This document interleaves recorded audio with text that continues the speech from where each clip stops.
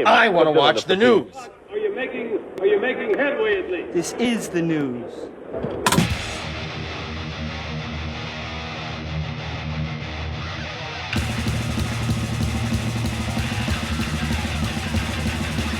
Schmack-a-macabre, it's time for the only news that matters. And in a new interview with Full and Bloom, former Dokken bassist Jeff Pilson was asked to respond to Don Dokken's claim that he wrote 80% of the band's third album, 1985's Under Lock and Key. And Jeff said, bullshit. That's total bullshit. He did not write all the record. No freaking way. He is a valuable contributor, and he wrote much of, like, In My Dreams. He came up with the chorus, and the chorus is great, but he had nothing to do with It's Not Love, nothing to do with Unchain the Night, pretty much nothing to do with Lightning Strikes Again. He did not write the whole record. He had a lot to do with a lot of it, as he should, but to say he wrote the whole thing, that's absolute bullshit. And he knows it deep down inside.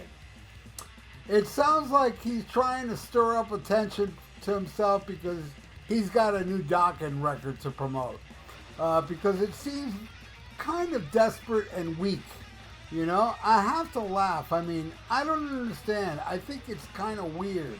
I know he's resentful of the fact that we split everything equally, but if you would have broken it down to what we did, I'm not sure. Maybe he would get a little,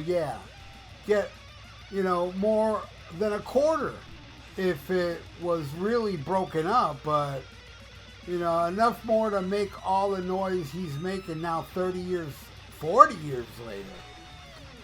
And when the interviewer pointed out that the former Dokken guitarist George Lynch has said that he and Pilson came up with a lot of the melodies and the lyrics for Dokken's early hits, Jeff said, yeah, we wrote all the melodies and lyrics to Unchain the Night and It's Not Love. I will say the song Will the Sunrise is a great example of when we do collaborate as a band, because George came up with the music and Don came up with those amazing choruses. I think the chorus on Will the Sunrise is amazing. I think the music that George came up with was amazing. But I thought Don's chorus was just amazing. And that's when Dokken was working, when things like that happened.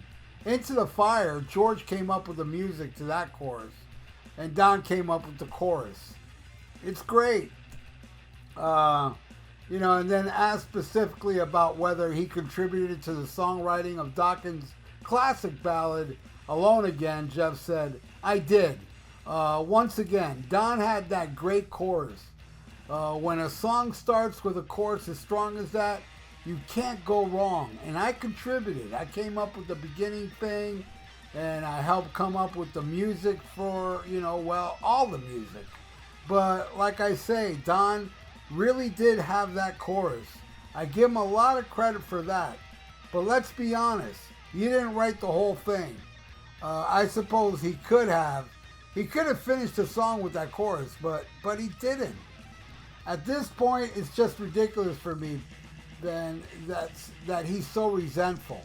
But that's dark energy, and he's carried around that, and he doesn't need to.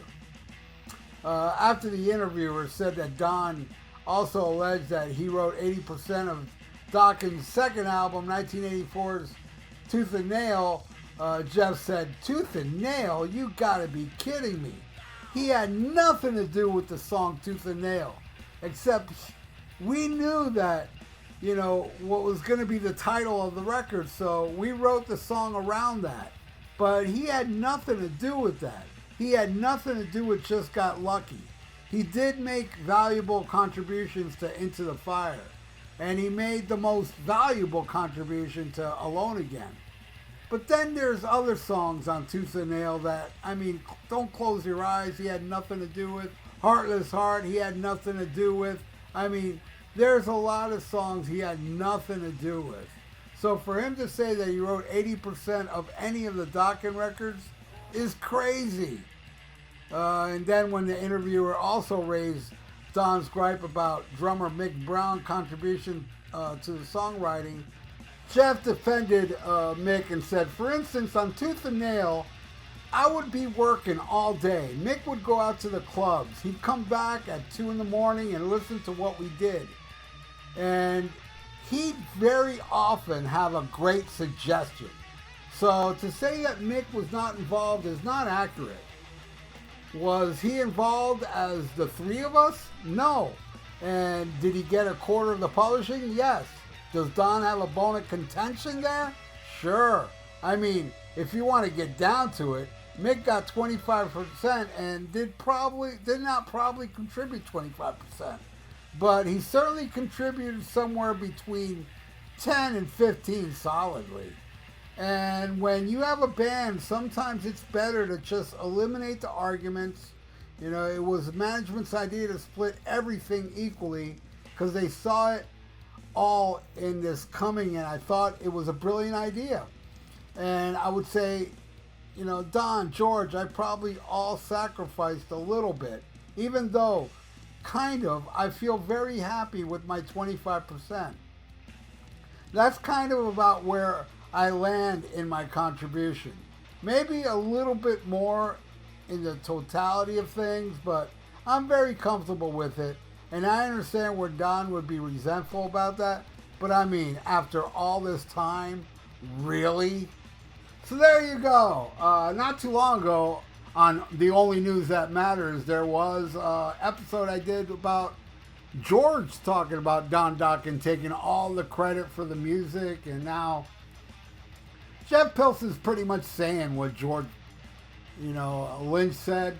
And I don't know, man. I mean, I am a Dokken fan, and I feel like out of those three, I feel maybe Jeff Duncan's got, a better grasp on this whole thing than, Don and George, because they're always at each other's throats. So here's a little, middleman coming out saying, "No, man, no. Don did contribute, and he gave him credit. Said that Don was very important in certain songs, but he didn't write them completely, and there were many songs that he didn't write at all." So, yeah, man, Don, I guess, is trying to promote this album, saying that he wrote everything, while these two are saying not. Now even Jeff is saying, and you know what? Mick did contribute. He didn't contribute 25%, but he contributed enough. And I want to talk about Mick Brown for a second. You want to talk about underrated drummer. Go listen to the song Don't Close Your Eyes and what he does on that song. Go listen to the end of the song, Bullets to Spare. The guy's a monster drummer. I don't think a lot of drummers back then could have pounded like that. So just the way Mick Brown played, he deserves 25%. All right, so now I'm going to end The Only News That Matters with my top 10 favorite Dokken songs from the 80s. All right, here we go. At number 10, Heaven Sent off Back for the Attack. Love the hell out of that tune. Then another song from Back for the Attack, Prisoner. It's a deep track, man. It's killer, melodic, and awesome.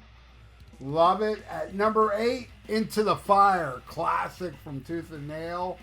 And at number 7, Unchain the Night, what opens under lock and key, badass killer opener. Then at number 6, Breaking the Chains, the song I discovered. No, that's not true. It was another song. That's my number 2. Is how the first song I ever heard. So I'll talk about that then. But yeah, Breaking the Chains I saw soon after on MTV, the video, and it's so bad. But I love the song. At number 6. At number 5, When Heaven Comes Down. Absolutely love it. Great mid-tempo metal song. At number 4, very deep track, Till the Living Ends. How Under Lock and Key ends is phenomenal. Ripping track, awesome. At number 3, Kiss of Death. What opens Back for Your Attack, ripping tune, love it. All right, at number 2, this is the first song I ever heard from Dokken. I was on a Metro bus with my boombox while the show Metal Shop was playing on the radio, and I was recording while I was on the bus, and they played Paris is Burning. And I was like, oh my God, who the hell is this band?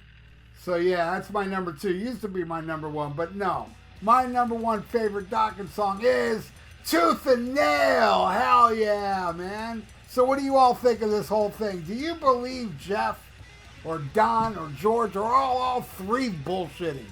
Who knows? Leave it in the comments below. Hey, and if you want to give me your top 10 Dokken songs, I would love to know what they are. So thank you so much for watching The Only News That Matters. And please subscribe to my channel if you haven't. Click that little notification bell and like the video. It's good for the YouTube algorithms.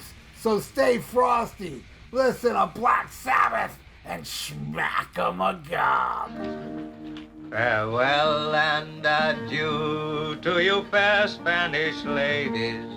Farewell and adieu, you ladies of Spain. For we've received orders for to sail back to Boston, and so never more shall we see you again.